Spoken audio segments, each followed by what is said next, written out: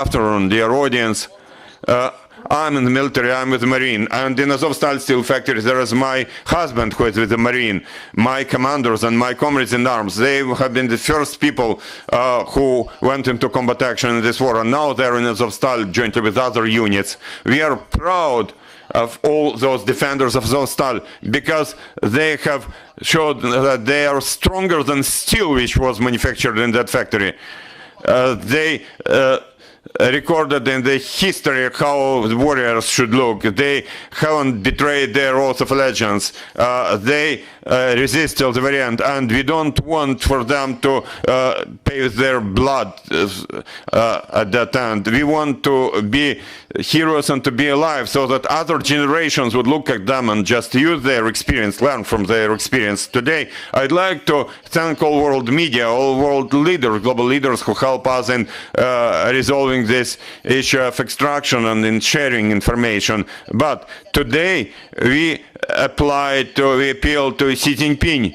He is economic partner of Putin, and Putin can enter into dialogue with him. So we do ask Chairman Xi to run this productive dialogue and to use that extraction procedure to take our warriors into a third country, which may be Turkey. President Erdogan is not against this extraction. So we'd like to draw your attention to it, and we'd like to ask you, I think that the world shares our views. Azovstal has been a hot spot of the global scale, and I think everybody will help us. Thank you, thank you. Yulia Tarasenko, husband of our warrior. Good afternoon. I'm a wife of an officer, border guard officer from Donetsk border guard unit, which is in Azovstal steel factory in the city of Mariupol at the moment. My husband wrote to me saying that if there is hell on earth, I have seen it. That's what he said. Servicemen of Mariupol city garrison proved to the whole world that they are stronger than steel.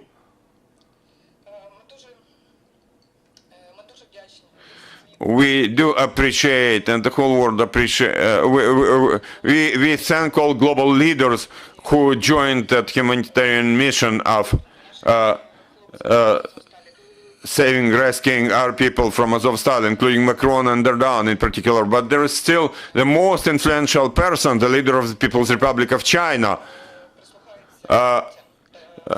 to whom Putin listens and whose views Russia takes into account. Russia and China as countries have had very close military and economic relationships. And this is a person whom Putin cannot resist. So we ask Chairman Xi Jinping to join as an intermediary those negotiations for humanitarian mission, for extraction, for rescuing of our servicemen from Azovstal steel factory to the Republic of Turkey. Thank you. Dear colleagues, you can now ask your questions. You're welcome to raise your hand and please speak into the microphone. Any questions?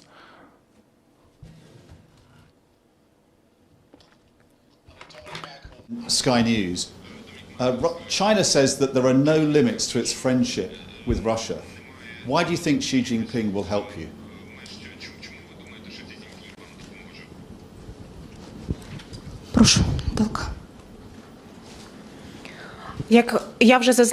As I already mentioned, there are world values, global values, which are shared by China as a country which has Eastern wisdom. Ukraine shares those values. And there is a country which has become an obstacle on the way to harmony and wants to destroy, to ruin all those developments of civilization about ensuring peace, about harmonious development. So, we count on Xi Jinping as a guarantor, as a guard of those global values. Thank you. Any more questions?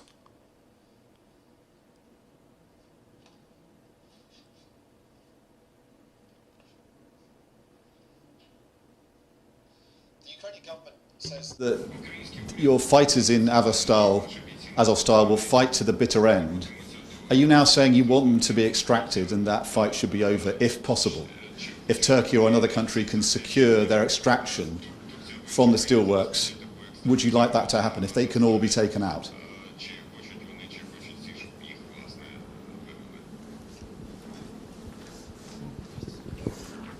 Добрый день еще раз. Good afternoon again. Yes, they wanted.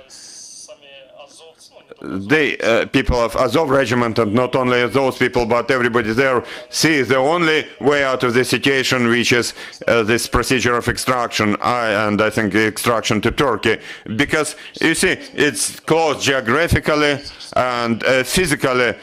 Turkey can do it, but we just need a guarantor, we need an intermediary, and I think China can help here a lot to become such an intermediary. Thank you. Any more questions?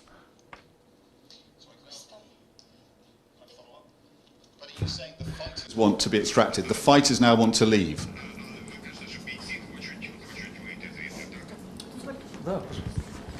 Yes, they want. I'm a wife of a border guard serviceman who is there in the Azovstal steel factory, and jointly with others he has been defending our country as well as democracy on the global scale in the whole Europe against this aggression. Indeed, our fighters already said more than once to ask the whole world for help with extraction. We all understand that, yes, if there is a consent for such procedure, then our fighters will not take part in defense of Ukraine anymore. Yes, President Recep Tayyip Erdogan of Turkey, he is ready and willing to accept our fighters, our guys, our girls, our defenders in his country. But I'd like to emphasize again that we now appeal to Xi Jinping, who could join this process to become a negotiator in this process.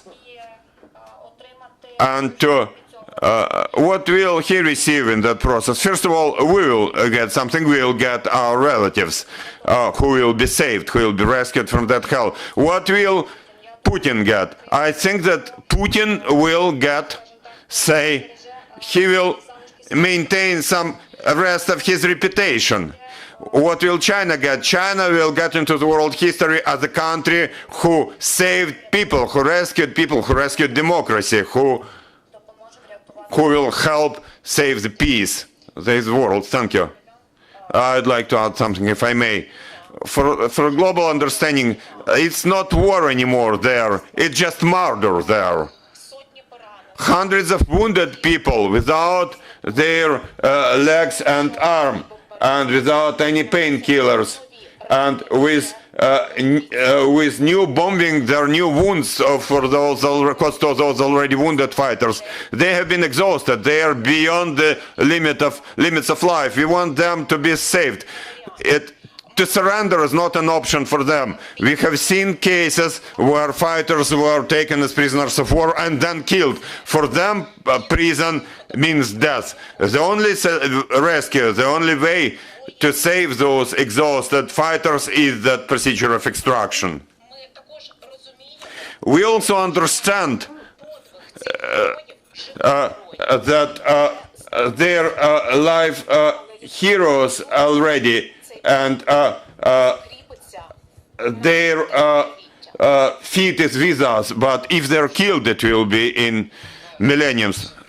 From Polish television Polsat, I'd like to confirm one information, because the advisor of Mariupol's mayor claims that the Russians are publishing your phone numbers, profiles on social media. Is it true?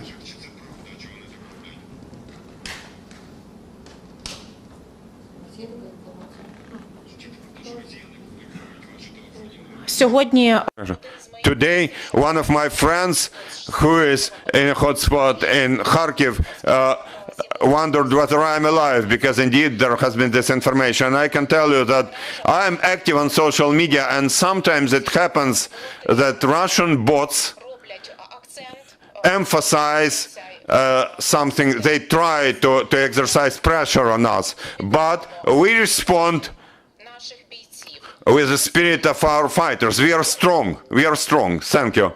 You'd like to add something? Yeah, you're welcome.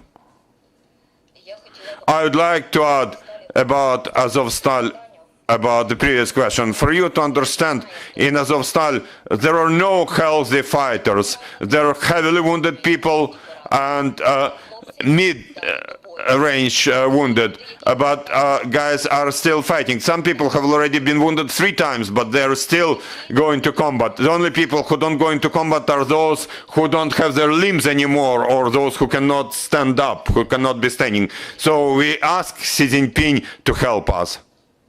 Thank you. Thank you. Any more questions? You're welcome.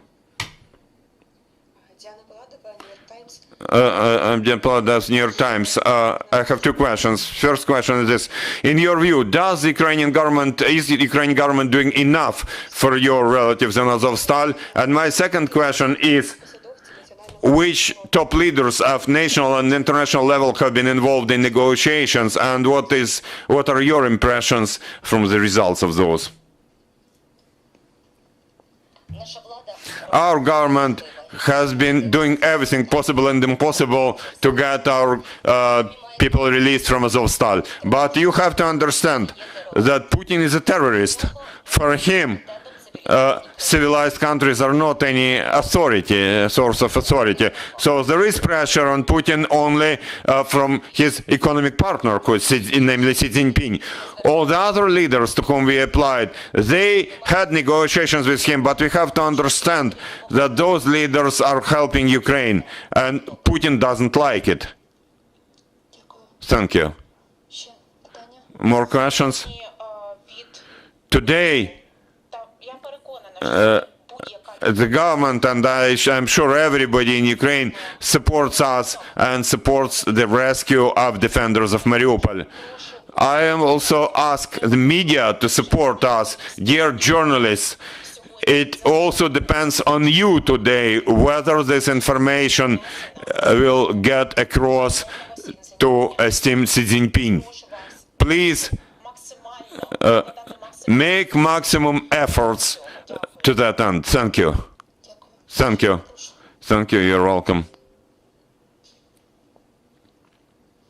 What would you say to people who say that extraction is the same as surrender?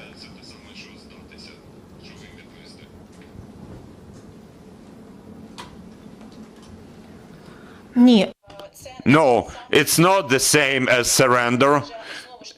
Again, to surrender means to go into prison, and it means to be killed.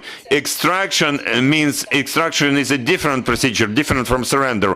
Extraction means that people, those fighters, will be taken into the territory, extracted into the territory of a different country under guarantee that they will not participate in combat action anymore until the very end of this war. And basically, I can tell you that in any case, there have been so much wounded, so much injured, that they just cannot resist it anymore when they are shelled from all types of weapons.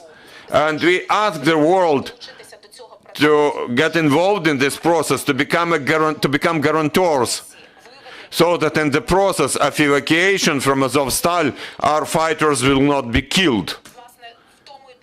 That's precisely our appeal to countries worldwide.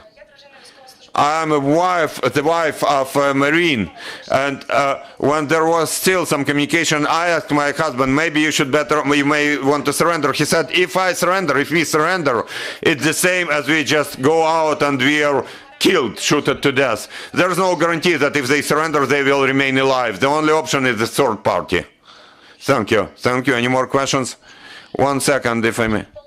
Surrendering is humiliation for our people. They will not surrender. Extraction is not the same as surrendering. It's an alternative. It's an alternative for them to remain alive, because if they become prisoners of war, there is no guarantee that they will survive. But extraction for us looks like rescuing of our fighters, our defenders. Will there be any official appeal to the leader of Chinese state, and who will originate such appeal? Some organization or some state authority, or who? Thank you. As far as I know, our leaders of our country, our political leaders, our politicians, have already sent an official letter to Xi Jinping. And we hope that very soon he will receive that letter, and we hope that he will join this process of negotiations, and that he will help us in this difficult procedure. Indeed, here in this briefing, we also, with your help, dear journalists, global journalists, we also appeal to Xi Jinping, we apply to Xi Jinping, and we hope that you will get our message across, you will get our wishes, our appeals to Xi Jinping. Also, we will be sending letters personally from families, from family members of our military, and we do hope, really hope, that we will be heard. Thank you. Any more questions? Thank you, dear colleagues, dear journalists, for being here with us today, for helping the world, the whole world, to hear about that humanitarian catastrophe which is happening now. Thank you, and goodbye. Якщо у вас будуть побажання записатись кимось коментарі.